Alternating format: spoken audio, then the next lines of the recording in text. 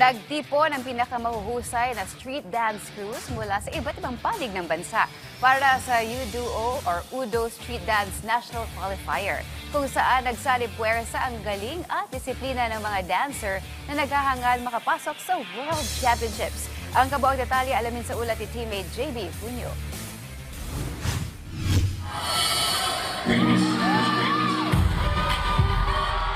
Nagpasiklaban sa entablado ng 2026 United Dance Organization Street Dance National Qualifier ang mga street dancer mula sa iba't ibang parte ng bansa para masungkit ang ticket para sa international final sa Asia Pacific Street Dance Championship sa Thailand sa January at sa UDO World Championship sa United Kingdom sa August na parehong gaganapin sa susunod na taon. Ipinakita ng mga dancer ang kanilang lakas sa choreography, musicality at team synchronization. Kabilang sa mga kategoryang pinaglabanan ay ang solo under 14, solo under 18, solo over 18, duo under 14, duo under 18, at duo over 18. Kabilang din dito ang team under 14, team under 18 at team ultimate advanced category. Sa panayam ng PTV Sports Network kay UDO National Director Melvin Ang, iginiit niya na may magandang benefit ang pagsasayaw hindi lamang sa pisikal na aspeto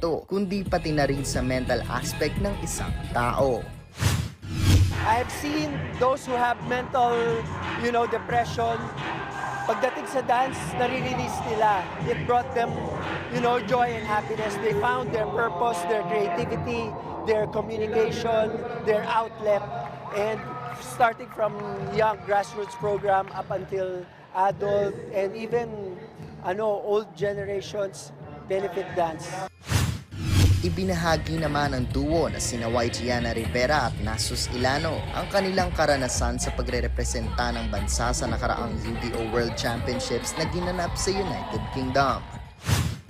We represent the Philippines in the United Kingdom etong August 2025 and sobrang sarap, sobrang saya sa pakiramdam na i-represent yung bansa, the same time i-represent kung ano yung kakayanan o kung ano yung kayang ibigay ng mga Pilipino sa larangan ng pagsasayaw. So, alam naman natin, sa larangan natin, hindi gano'n nabibigay ng pansin sa kung ano yung ginagawa namin. And yun, sa part na yun, dun nagiging nagkakaroon ng step by step para maintindihan at makita, ma-showcase sa lahat ng bansa na kung ano yung kaya ng mga Pilipino. Iginiit naman ni Rivera na importante ang pagkilala sa pagsasayaw dahil marami itong kayang buksan na talento at oportunidad para sa mga kapwa mananayaw. This UDO is very important kasi yung UDO is marami siyang categories like solo, duo, team, where you can unlock your skills. Kung magaling ka pa sa solo, individually, magaling ka sa duo, magkaroon kayo ng chemistry, and as a team, kung paano nyo ma-maximize yung connection nyo with each other. And sobrang importante ng competition na to because sina-showcase niya or hinahayaan niya yung mga dancers to showcase kung ano na yung alam natin sa dance.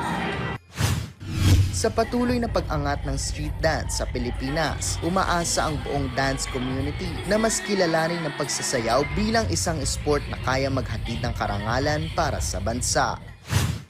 Tinitake namin yung dance sa sports kasi yun talaga yung pinaka number one na movement na ginagawa ng mga dancers ngayon sa community. And to add, sobrang sarap sa pakiramdam na meron nang nakaka-recognize kahit papano.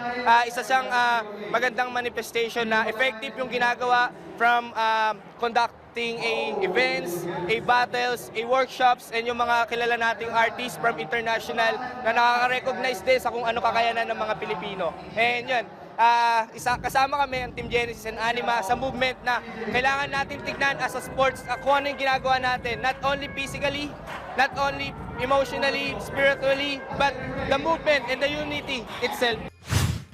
Nagpasiklab ng paghataw at pag-indak ang mga street dancers dito sa Amoranto Sports Stadium para sa UDO National Qualifiers 2026. JB Junio para sa Atletang Pilipino para sa Bagong Pilipinas.